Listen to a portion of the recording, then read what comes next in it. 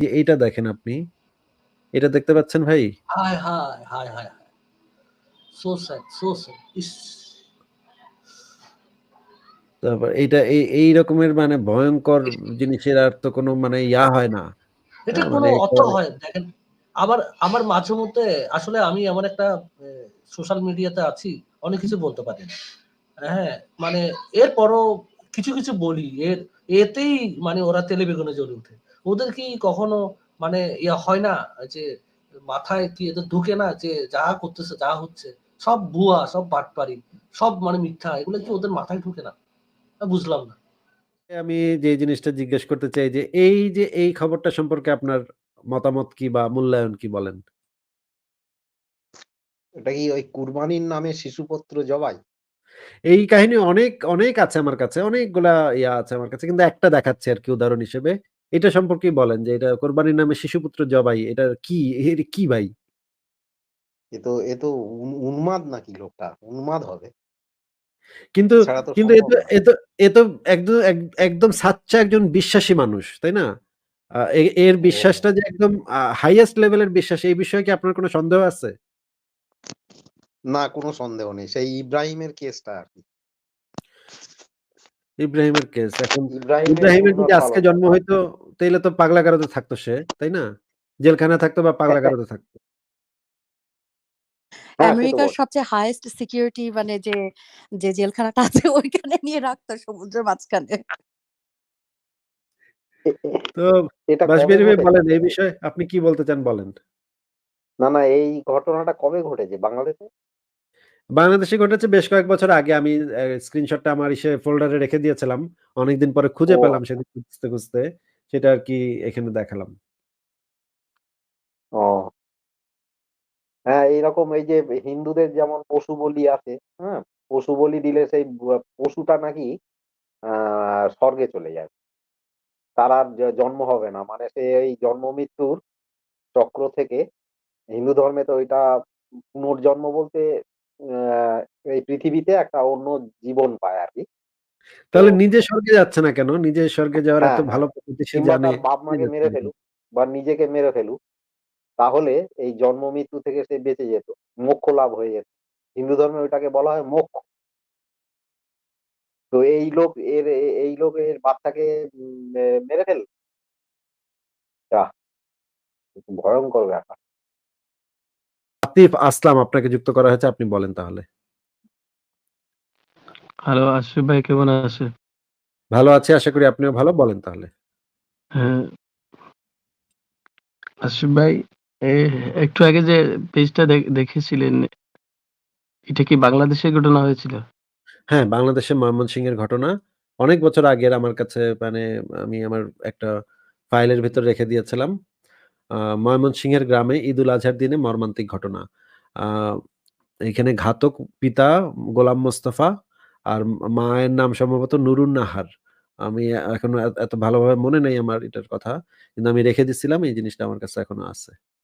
অনেকদিন পরে খুঁজে পাইছি এটা। এরকম অনেকগুলাই ঘটনাই আছে আমার কাছে। আমি আস্তে দেখাবো একটা করে। কিন্তু তারা যে কাজটা করেছে এটা তো অবশ্য খারাপ কাজ করেছে। ইসলাম কেন, ধর্মে কেন, নিশ্চয় কেন, কেন, এমন কোনো কেন, কেন? বিধান নেই। কেন? কে বলেছে আপনাকে বিধান নেই? তাহলে ইব্রাহিম কি অন-ইসলামিক কাজ করেছিল? না, ইব্রাহিম তো করেননি। কিন্তু উনি তো স্বপ্নে দেখেছিলেন ব এবং এই তার ব্যক্তিও ছেলের এই সাথে ব্যক্তি এই ব্যক্তিও তো স্বপ্নেই দেখেছে নিশ্চয়ই। এই ব্যক্তিও স্বপ্ন দেখে সে ভাবছে যে সে একটা নির্দেশ পাইছে। নির্দেশ পেয়ে সে জবাইটা করছে। এমনকি আর্টিকেলে লেখা আছে নাকি? হ্যাঁ, আর্টিকেলে আমার মনে আছে। এইরকম ঘটনা অনেক আছে।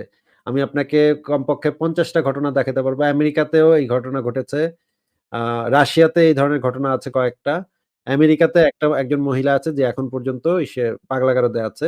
সে তার ২ বাচ্চাকে পানিতে চুবায়ে হত্যা করছিল। কারণ সে স্বপ্ন দেখছিল ঈশ্বর তার স্বপ্নে এসে বলছে যে, "তুমি তোমার ২ সন্তানকে আমার নামে আমারকে বিশ্বাসের পরীক্ষা হিসেবে তুমি তোমার ২ সন্তানকে আ হত্যা করো। হত্যা করলে আ তা তোমার এই ২ সন্তান মানে বেহেশতে চলে যাবে। বেহেশতের বাগানে গিয়ে খেলা করবে এবং তুমিও মৃত্যুর পরে বেহেশতে মানে জান্নাতে আসবা, বেহেশতে আসবা।" সেই মহিলা অবশ্য খ্রিস্টান ছিল, কিন্তু সেই মহিলাও একই কাজ করছে। এইটা তো খ্রিস্টান ধর্মেরও ইব্রাহিম তো খ্রিস্টান ধর্মেরও নবী এবং ইহুদি ধর্মেরও নবী, তাই না? হ্যাঁ, হ্যাঁ। তো তারা যে স্বপ্ন দেখেছে তাদের স্বপ্নটা তো গ্রহণযোগ্য হবে না। আর ওইটা কে তো কে ইব্রাহিম আপনাকে নবী কে ছিলেন বলেছে? বলে। আপনাকে কে বলেছে তাদের স্বপ্ন গ্রহণযোগ্য হবে না?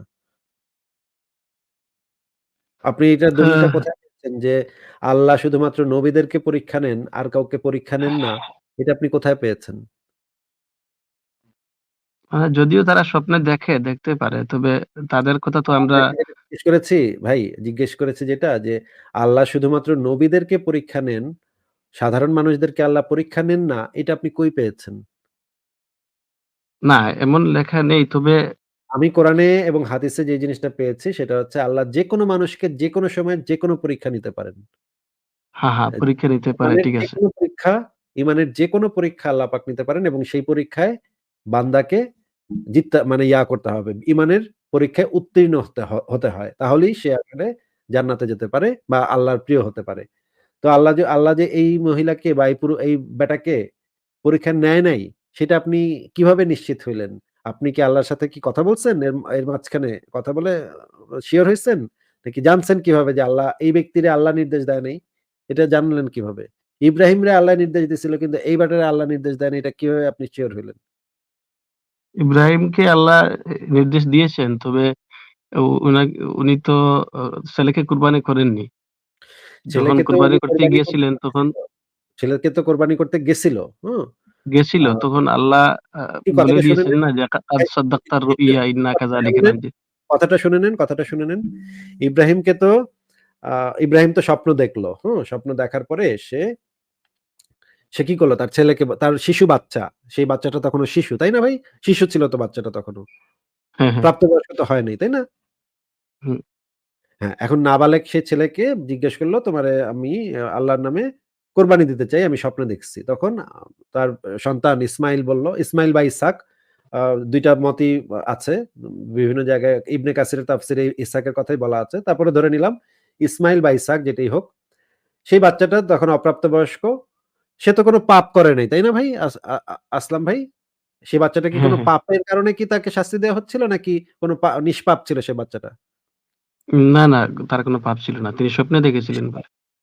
মানে আল্লাহ পাক পরীক্ষা নেওয়ার জন্য একজন নিষ্পাপ একটা বাচ্চাকে হত্যা করার নির্দেশনা দিছে নাকি?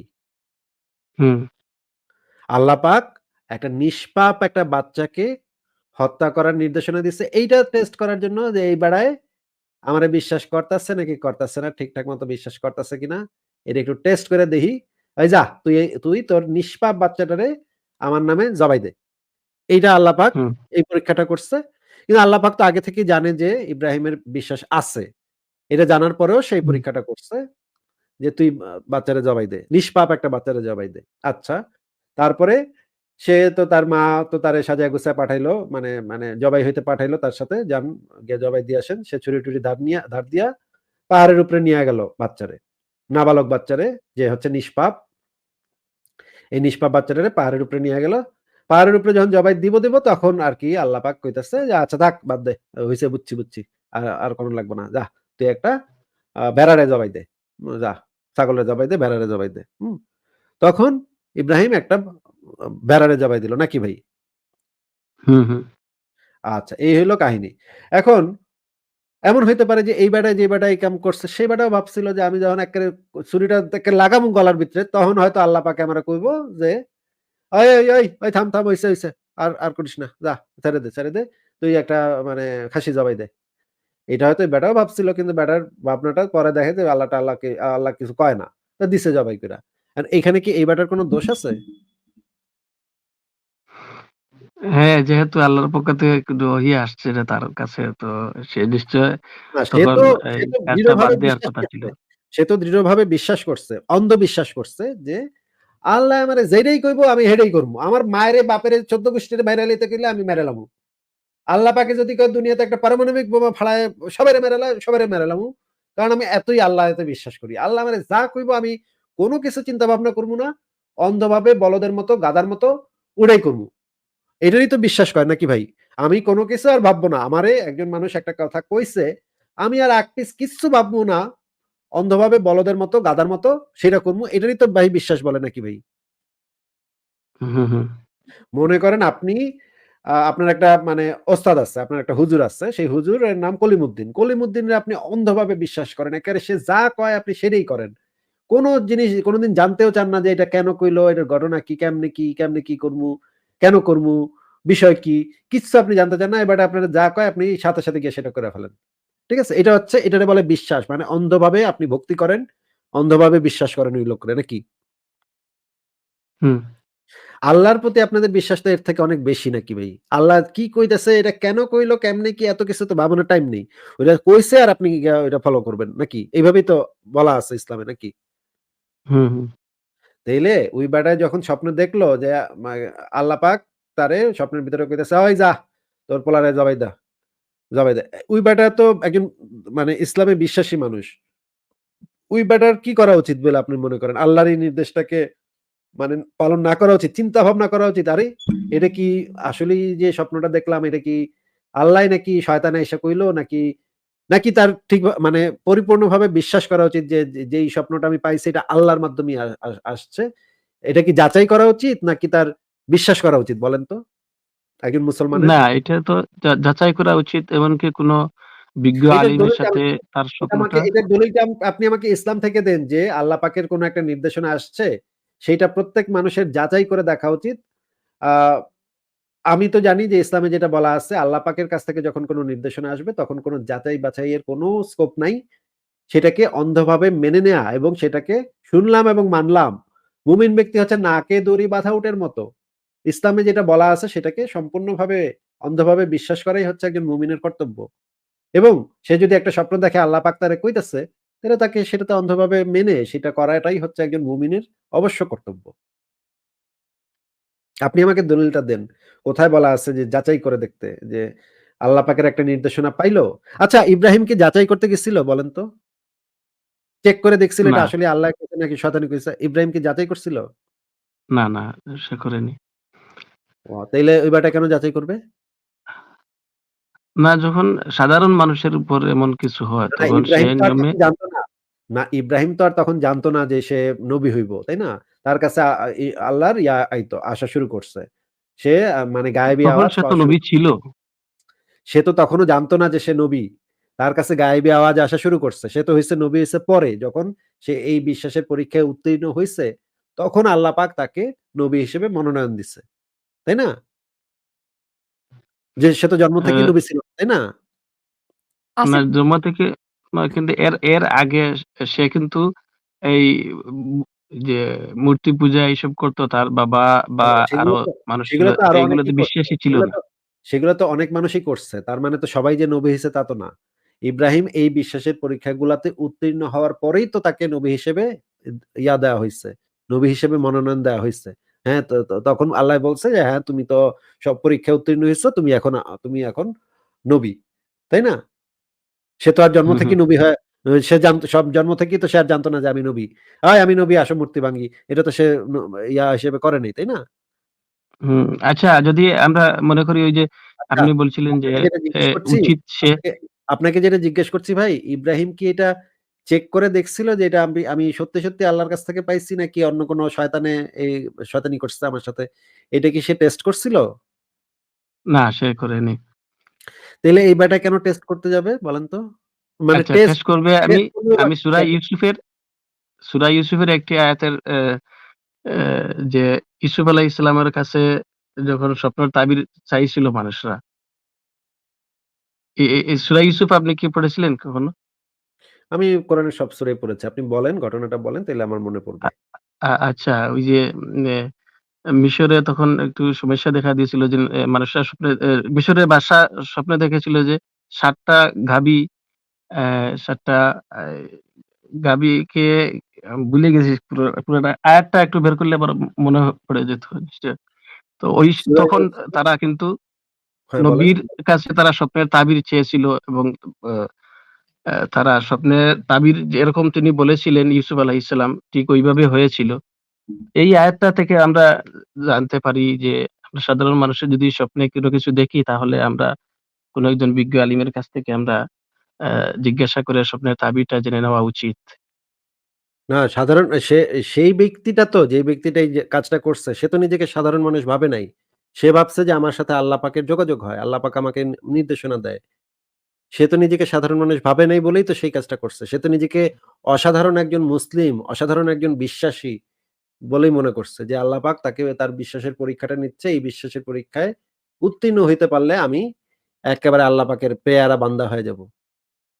আসিফ ভাই, আমার মনে হয় সে হয়তো মানসিক রোগী ছিল। সেটা তো আমরা মনে করি আপনাদের ইব্রাহিম নবী আরো বড় মানসিক রোগী ছিল। কিন্তু এটা তো আপনার মনে হয়। কিন্তু সে তো ভাবতেছে, যে ব্যক্তিটা এই কাজটা করছে সে ভাবতেছে যে আমি বিরাট একটা অলিয়া উলিয়ার কাজ করছি। বিরাট একটা আল্লাহ প্রেমের প্রমাণ দিছি। হ্যাঁ, সাবরিনা আপু কি বলতেছিলেন বলেন? আসিফ ভাই, আমি বলতে যাচ্ছিলাম যে এই যে আম আল্লাহ তো মানে সবকিছু জানে। সে তো এটাও জানতো যে ইব্রাহিম ছেলেকে জবাই করবে না। তাহলে আল্লাহ এত সবকিছু জেনে ইব্রাহিমকে কেন বলল না যে দেখি মানে নিজের জীবনের চেয়ে তো প্রিয় কিছু হতে পারে না। তো আল্লাহ তো বলতে পারত যে আ যে তোমার সবচেয়ে প্রিয় জিনিস তোমার জীবন। তুমি নিজেকে কোরবানি করে দেখাও যে তুমি আ মানে পরীক্ষা করার জন্য নিজের জীবনকে দিয়ে দিয়ে দাও। এইটা করলেও তো হতো। সে তো বেঁচেই থাকতো। সেখানে বাদ দিয়ে তার বাচ্চাকে কেন করতে বলল? এবং এইটা দিয়ে মানে মানে সে কি মানে প্রমাণ করল? মানুষের প্রিয় তো নিজের জীবন ছাড়া আর কিছু হতে পারে না। কিন্তু সাবরিনা আপু এই যে এই গল্পটার মাধ্যমে মানুষকে কি শিক্ষা দেয়া হলো সেটা আপনি একটু চিন্তা করেন। মানুষকে শিক্ষা দেয়া হলো যে আল্লাহ প্রেমটা প্রমাণ করতে আমি একজন নিষ্পাপ শিশুর গলায় ছুরি চালাইতে পারি।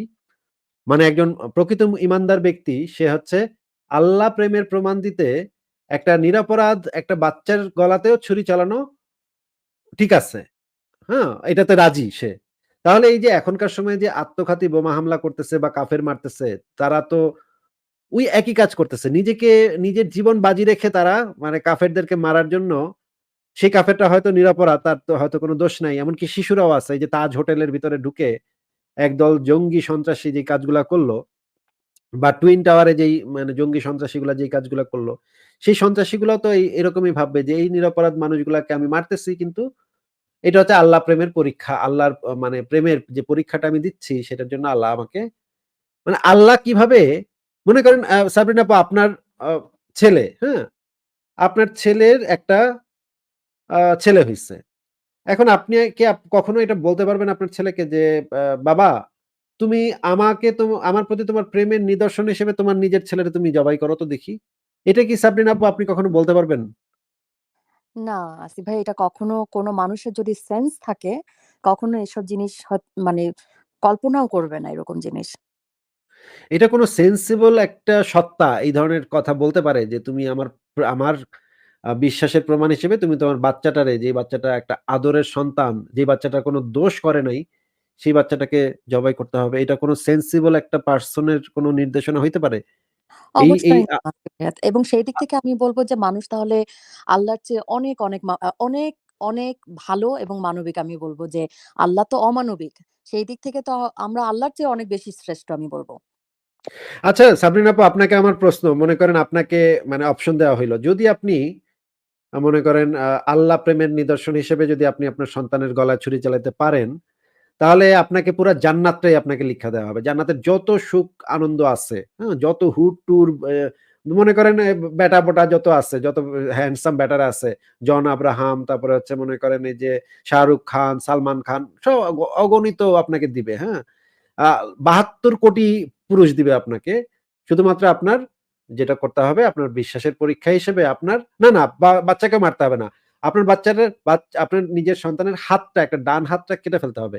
এটাতে কি আপনি রাজি হবেন? মাথা খারাপ নাকি? কেউ যদি এরকম কোনো মানে মানে মানে ওঠায়ও এরকম কোনো কথা, আমি তো মানে কি বলবো? লাঠি দিয়ে মানে পাছায় মারতে, মারতে মানে পাছা লাল করে দিব। এরকম যদি কেউ, আমি তো সোজা 911 এ কল করে দিব। এরকম যদি বিচি কখনো বিচি কেউ বিচি ফাটায় দিবেন নাকি ব্যাটার? আচ্ছা আমি একটু ওকে জান্নাতে পাঠায় দিব একেবারে। ওকে জান্নাতে পাঠায় দিবেন। আচ্ছা ঠিক আছে। বাঁশবিহারী ভাইকে আমি একটু প্রশ্ন করি। বাঁশবিহারী ভাই আপনি মনে করেন এই রকমের অফার দেওয়া হইলো যে পুরা জান্নাত আপনাকে লিখা দেওয়া হবে। পৃথিবীর সমস্ত সুন্দরী নারী সেখানে আপনি তাদেরকে ভোগ করতে পারবেন। বিনিময়ে আপনার সন্তানের একটা হাতের একটা আঙ্গুল কাটতে হবে। এটা থেকে আপনি রাজি আছেন? বলেন। এটা এটা কোনোদিনই সম্ভব নয়। এটা রাজি হব কি করে? অসম্ভব ব্যাপার। আচ্ছা, এবার আমরা একটু আ আতিফ আসলাম ভাইকে হ্যাঁ, বাসবিহারী ভাই আপনার শেষ না হলে বলেন। শেষ করেন। সরি। না, না শেষই মানে আমি ওই লোককে তার মানে উন্মাদই সাব্যস্ত করবো আরকি। সে যেই প্রস্তাব দেবে তার প্রস্তাবটা আমি বাতিল করে দেবো আরকি। আচ্ছা। আতিফ আসলাম ভাই আপনি একটু বলেন তো যে আপনাকে মনে করেন আল্লাহ পাক স্বপ্নে আজকে দেখাইলো যে, "হে আতিফ আসলাম, হে আমার মুমিন বান্দাটি, তুমি তো তোমাকে তো আমি একটু পরীক্ষা নিতে চাই যে তুমি আমাকে আসলেই কতটা বিশ্বাস করো। যাও তো তুমি তো তোমার আম প্রিয় যে সন্তানটা আছে সেই সন্তানের একটা পা কেটে ফেলো। পা কাটতে পারলে আমি বুঝবো যে তুমি আমারে সত্যি, সত্যি আমারে বিশ্বাস করো। ঠিকভাবে বিশ্বাস-টিশ্বাস করো।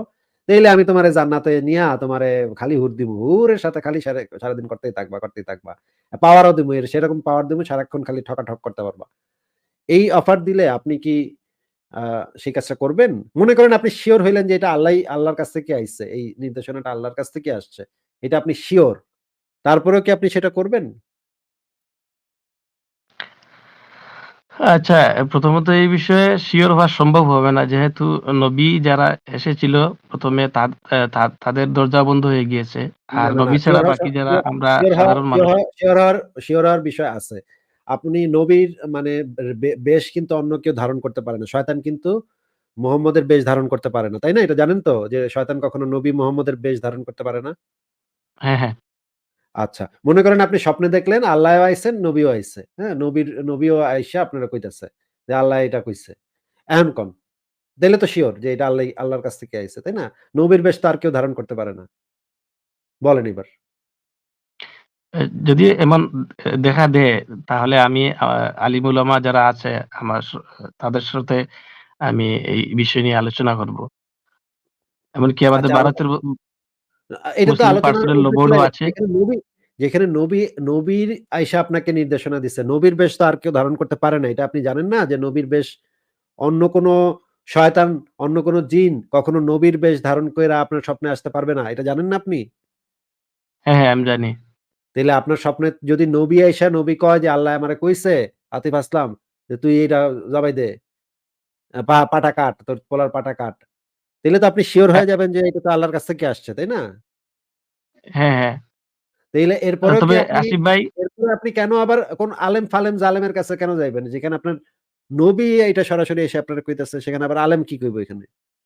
আচ্ছা আসিফ ভাই, নবীর যে সুরত ধরতে পারবে না শয়তান এই কথা ঠিক বলা আছে। কিন্তু নবীর সুরত কিরকম আমরা তো সবাই জানি না।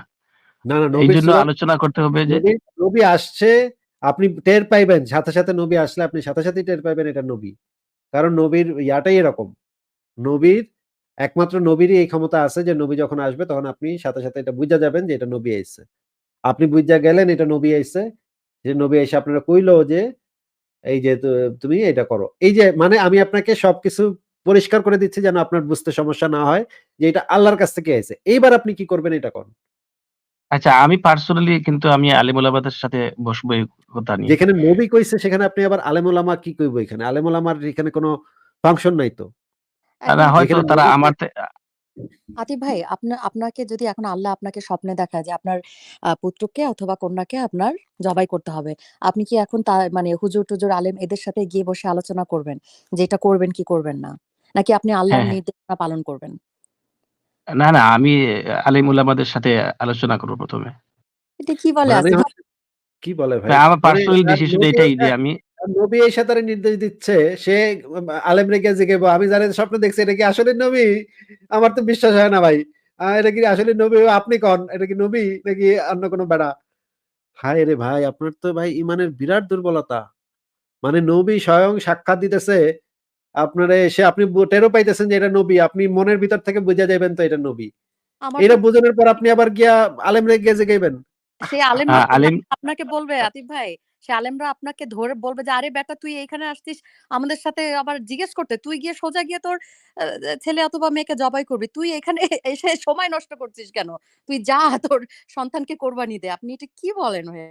না আমি আচ্ছা, আলোচনা এজন্য করব। মনে করেন ঠিক এ আছে। এ মনে করেন এটাও আপনারে দিয়ে দিলাম। মনে করেন আলেমরা সব ঘটনা শুইনা কইল, "হ ঠিকই তো। তো এটা তো নবী ছাড়া আর কেউ হইতে পারে না। তাইলে তো নবীরই নির্দেশ। নবী তো এটা আল্লাহরই নির্দেশ।" এইটা আলেমরা বইলা দিল। এবার আপনি কি করবেন বলেন?